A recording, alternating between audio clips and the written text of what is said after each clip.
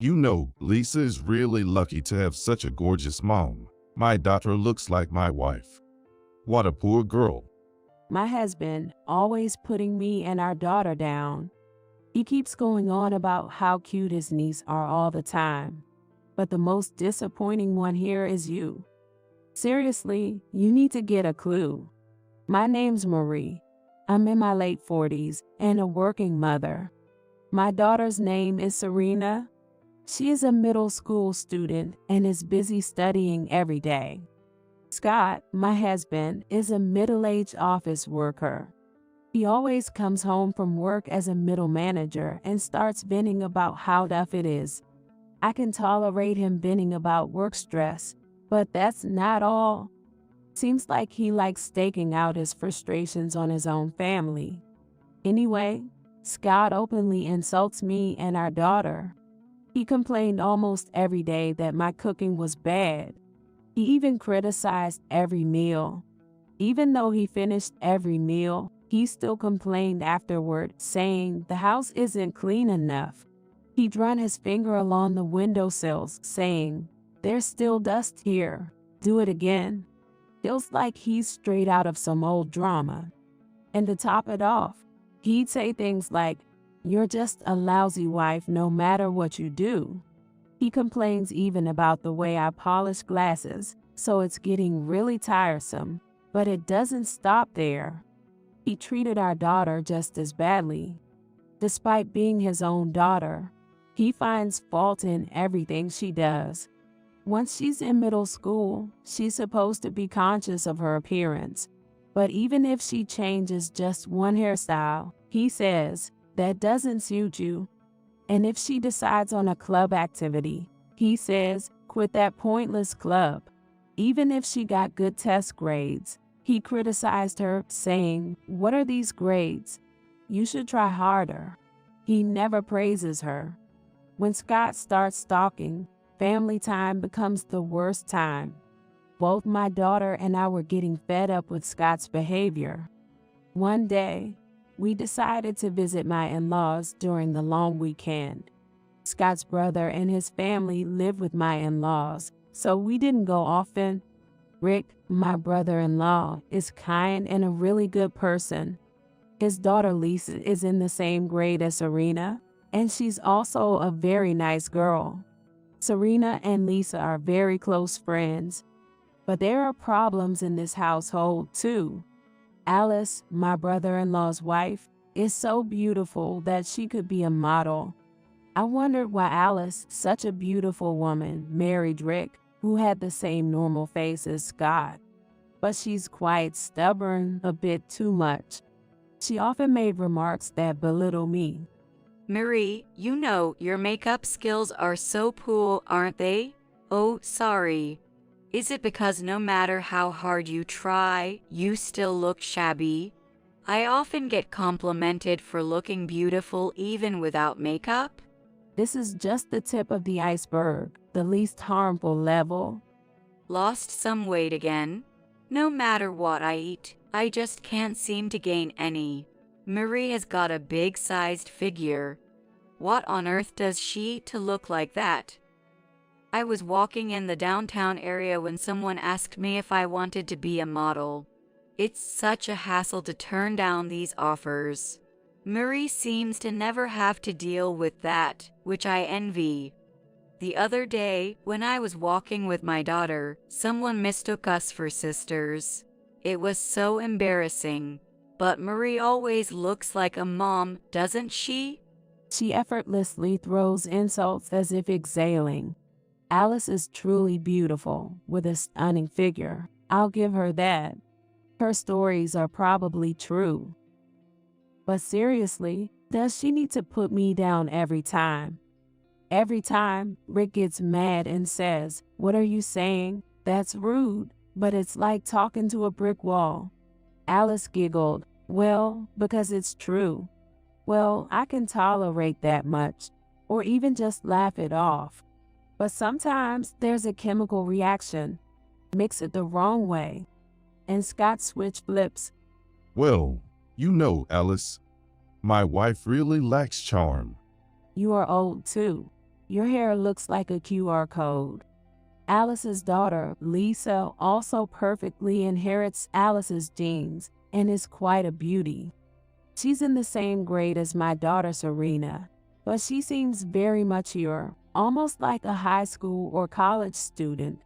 Stylish and beautiful, Serena really adores Lisa. While Lisa resembles Alice in appearance, fortunately, she takes after Rick in terms of personality. She is very kind and caring without looking down on anyone. My daughter always says with sparkling eyes, being beautiful with a good personality is the ultimate power. Her favorite cousin was also her dream. Thanks to that, Serena has become quite refined. Though she doesn't wear makeup, she's become stylish enough with her hair and attire without violating school rules. She spends at least 30 minutes in front of the mirror before heading to school. That stopped her from sleeping in.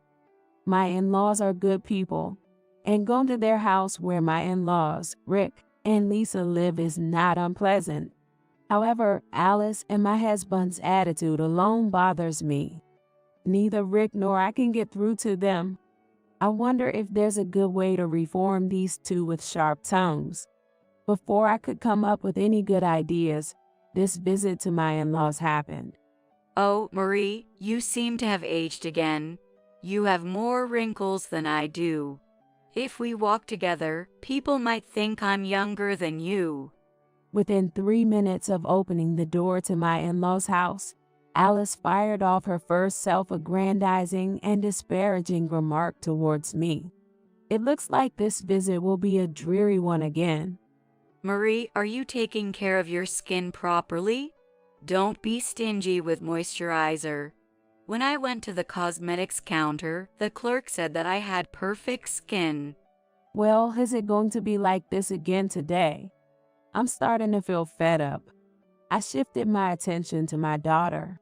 Serena and Lisa were studying together, spreading their reference books. They won't be able to see each other when they get busy with studies and club activities. Since we'll probably skip both summer vacation and Christmas holidays, they will see each other next time when they're high school students. Understanding this, Serena decided to come with me today. Without being too intrusive, I peeked at their notebooks, revealing an array of incomprehensible numbers. I managed to teach them until they were in elementary school, but the study of middle school was beyond my understanding. Did I really study this stuff? It's like a whole different world. It seems Serena is teaching Lisa. Come to think of it, my daughter was good at math. As I watched, Lisa, with her cute, sparkling eyes, looked at Serena. Wow, Serena's way of teaching is so easy to understand. I'm not good at math, but it's probably the first time I've really understood it. Serena's better at teaching than the teacher. Praised by her favorite person, Serena didn't seem entirely displeased. Blushing with happiness, she replied, "It's nothing like that." But someone wasn't amused. Then Alice stepped in. Well, it's no surprise that a plain-looking girl is good at plain old studying. There was one person who nodded at the words. Unfortunately, that included my husband. Yeah, that's right. Serena may look unfortunate, but at least she's good at studying. You are hopeless. Yeah. Is Serena even related to Lisa? Well, Lisa's cuteness must come from me. It's impossible for you to have a cute child, considering your mother is not exactly a beauty. Hey, cut it out. Just as Scott and Alice were getting carried away, Rick showed up. Despite his angry face, Scott and Alice were unfazed. In fact, Scott casually took out his wallet and handed $50 to Lisa. Lisa is really beautiful, isn't she? She's definitely a winner in life. No doubt about it. Such a girl deserves a little pocket money from her uncle and Serena, who are modest and have a good personality. Why don't you make a little effort to dress up instead of just studying all the time? Well, I guess it's impossible considering your origins. After all, your mother has also made futile efforts. Serena's eyes welled up with tears as her aunt and father said terribly harsh things to her. However, Scott continued to repeatedly exclaim, "Lisa is adorable," without paying any attention to that. Lisa is really lucky to have a beautiful mother. Serena, having a mother like that must be the worst. Lisa is as happy as Alice. Serena ended up like Marie. What a poor girl. "Stop it, Dad." Serena's eyes pleaded. Unable to voice her thoughts, Serena's tear-filled eyes sent out an SOS. But Scott continued to ignore it, continuing to praise Lisa and belittle Serena along with Alice. "That's enough." At that moment, I unexpectedly raised my voice loudly. Having reached the limit of tolerating Serena's tears, I silently took Serena's hand and left the in-law's house. I'm so angry. I'm boiling with rage. I won't forgive them, absolutely. We usually stay overnight at the in-law's house, but with something like this happening, there's no way we would stay. As soon as we got home, there were consecutive calls from my mother-in-law, Adele, and Rick. The two of them kept apologizing profusely. But it's not the fault of the in-laws or Rick. The in-laws seemed hesitant to say anything directly to Alice's face, but it looked like they were saying something to their own son, Scott, probably giving him a lecture. Yet, Scott just grinned away. While Alice is certainly infuriating, I think that's something Rick should handle. But Scott is different. Without even bothering to chase after us when we returned home, he just stayed overnight at his parents' house. Serena and I talked it over and made a decision. The night after the incident at the in-laws, Scott finally came back. "I'm home," he said casually, walking into the house. Of course, I didn't say welcome back. Silence was my response. As expected, Scott was grinning. With that grin still on his face, he peeked into the living room and glanced around. Is Serena in her room? "Serena isn't here," I replied, then checked the clock and frowned. She's still not back. It's already 10 at night. Even if she had tutoring, it's too late. In response to Scott's words, I deliberately let out a loud sigh and stood up from the sofa. While heading towards the fridge, I told Scott, "She's not here anymore." What?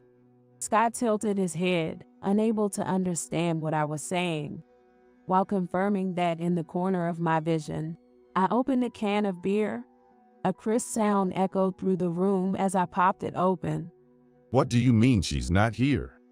Did she go to a friend's house to sleep over? It means exactly what it sounds like. She's no longer in this house. What do you mean? I have no idea what you're talking about. She said she doesn't need a despicable father like you and left. Left to where? Well, I wouldn't know about that. Why are you so calm about this? And you call yourself a mother? Unfortunately, I am a pity mother. You've got to be kidding me. Who would take that seriously? I'm telling you, it's not a joke. Unable to contain myself, I slammed the can down into the sink. A loud, dull sound echoed. I glared at Scott. Jokes are supposed to be funny for everyone. What? Seriously, Madover? Your jokes aren't funny at all. You and Alice might have been laughing, but no one else was. How is that a joke when not a single other person found it amusing? That's because you and Making your daughter cry with your so-called jokes. What kind of joke is that? I just thought, she might get motivated from it. No child would ever be motivated by that. But, I mean, Shut up. Your actions have been more than enough for our daughter to abandon you. abandon me. Serena abandoned me. That's why she ran away from home, isn't it? Is that so? Doesn't he understand that if he doesn't stop here, he'll do something irreversible? It's pathetic. With a pale face, Scott grabbed my arm, but I coldly brushed him off. What should I do? How should I know? Do you think she'll forgive me if I apologize? After all the things you've done to Serena over the past dozen years, it won't be that easy. My words seemed to strike a chord with him. Scott was speechless, and then, "I'll go look for her outside," he said and rushed out. He does worry when his daughter goes missing. How disappointing after saying it was useless and no good. But it's too late now. After seeing Scott off, I returned to the room and picked up my bag. It was so heavy it seemed like I was going on a trip, even though I sent most of them by parcel delivery during the day. I only kept what seemed immediately necessary at hand, but it's still quite a lot. I lifted the bag with a grunt and left the house. Confirming that Scott wasn't around, I stepped out onto the main street and hailed a taxi. The destination was, What's going on? Why isn't your luggage here? the first thing Scott said when he called. His voice was loud enough to be heard even with the phone far from my ear. After letting Scott's voice fade away, I put the phone back to my ear and said, "Well, since I moved them out, obviously they're not here." Move them out. Where on earth to? It was another loud voice, so I moved the phone away from my ear again. Feeling annoyed, I decided to switch to speakerphone. I placed the phone on the table, took a sip of tea, and then said, "I don't think it's necessary to tell you where I'm going. Anyway, I'm leaving too, so good luck living on your own." No way. Are you kidding me? Do you think you'll be forgiven for doing something like this? You must be happy now that your disappointing wife is gone. You're really persistent. That's why I said it was a joke. He's still calling it a joke. Just as I was about to raise my voice to Scott, who seemed completely unrepentant. Dad, your jokes aren't funny at all. You can't hurt your daughter and expect laughter to come out of it. Serena shouted from the side. Scott was taken aback. In a panicked voice, he yelled, "Serena, wait, are you with Mom?" Yeah, Mom and I are at Grandpa and Grandma's house. Grandpa and Grandma. Wait, at Marie's parents' house? Yes, that's exactly it. Serena and I are at my parents' house in the neighboring ward. Got it. I'll come pick you up now. Let's all talk together then, Scott said and hung up the phone.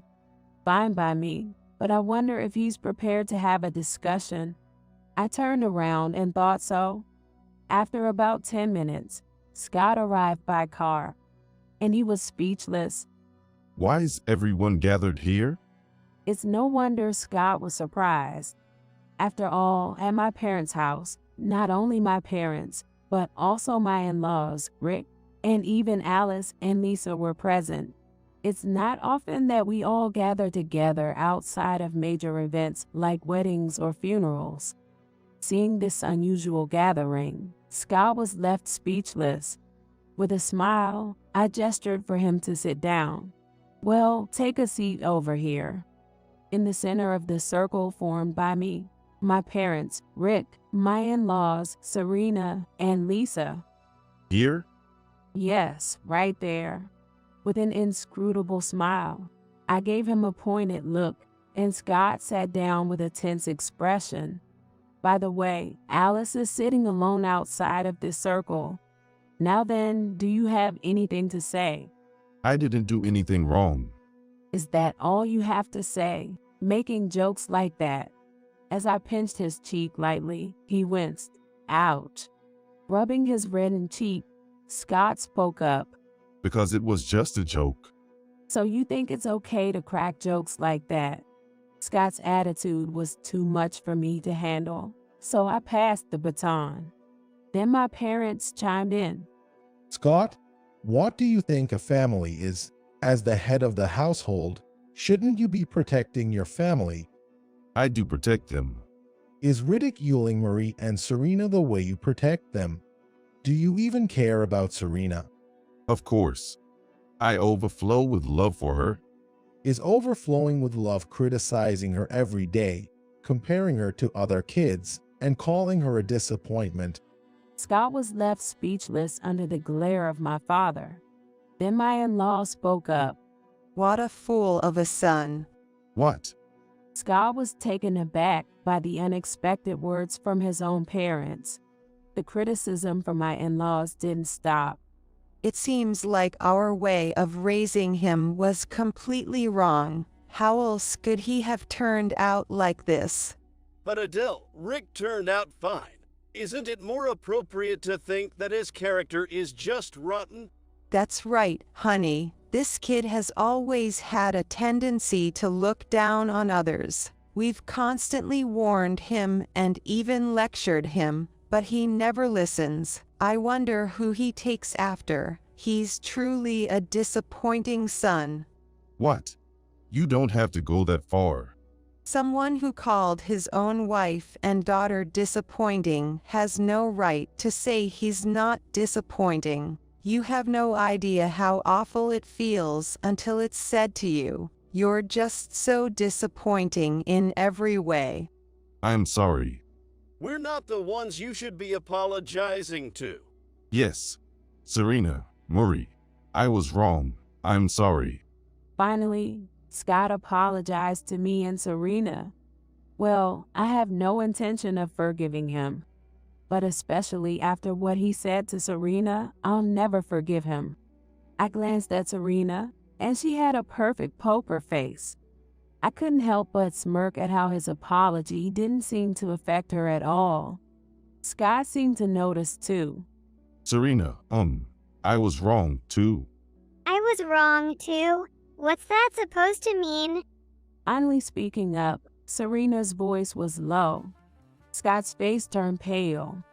So, Dad thinks I'm at fault too. Ultimately, it's because I'm a disappointing daughter, right?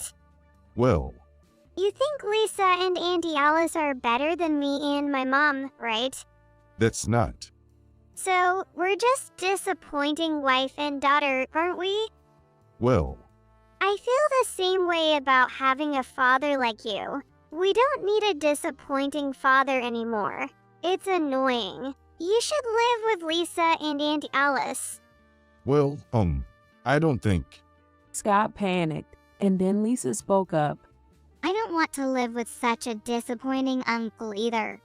Scott was taken aback by Lisa's unexpected comment, but Lisa didn't stop. Saying awful things about his wife and daughter while favoring his niece. It's unthinkable to call your own family disappointing. You're truly a disappointing uncle. I'm sorry. We don't need such a disappointing apology. I hate both Mom and Uncle. I don't even want to see your faces. Surprised by Lisa's words, Alice's head shot up. Do you hate Mom too? Mom, you always make excuses and refuse to admit your mistakes when Dad lectures you. You don't seem to think you're at fault at all. Both you and Uncle are the worst for speaking ill of others. Do you really think you're such good people that you can criticize others? It's not just about being spiritually poor. In my opinion, both of you are the lowest of the low, the worst, and beyond disappointing. Alice slumped at those words. And Scott, too, dropped his shoulders when Serena said, I hate Dad, too. Well, that's all. I said as a conclusion, Serena and I will continue living at our parents' house.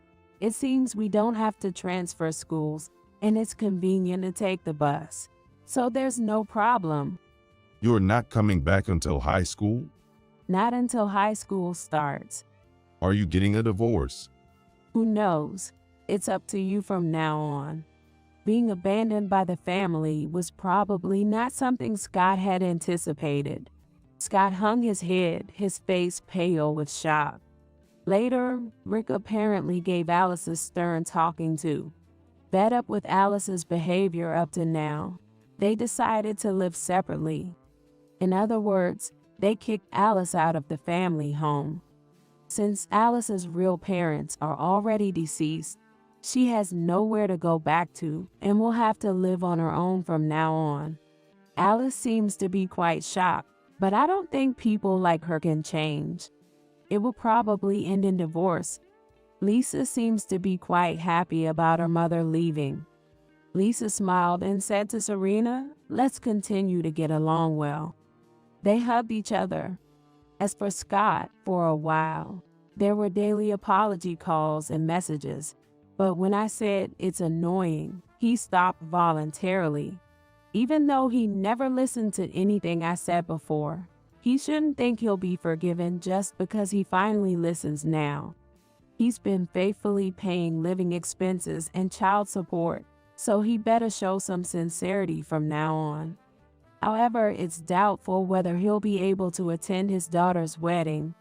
As for Serena, she's relieved to be free from her father's harsh words and is enjoying her days. I'm happy to see her smile more often. My work is going well and I am living a fulfilling life. It looks like I won't need Scott's support for my living expenses from now on. I smirk when I think about the future.